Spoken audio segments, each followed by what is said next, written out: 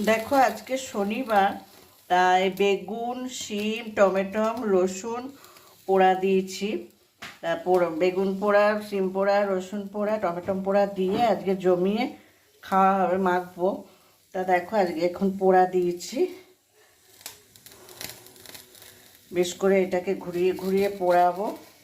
একটু তেল মাখিয়ে নিয়েছি বেগুনটাকে, আর শিম দিয়েছি, এখানে একটা রসুন দিয়েছি।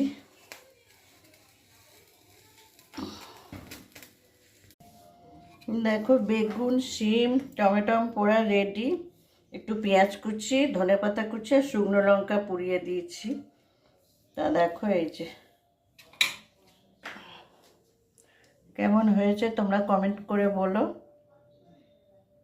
রুটি বা ভাতের সাথে দারুণ যাবে। একটু রসুন পোড়া, টমেটো পোড়া, শিম পোড়া, বেগুন পোড়া, শুকনো লঙ্কা পোড়া দিয়ে আর পেঁয়াজ কুচি দিয়েছি আর ধনেপাতা কুচি দিয়েছি।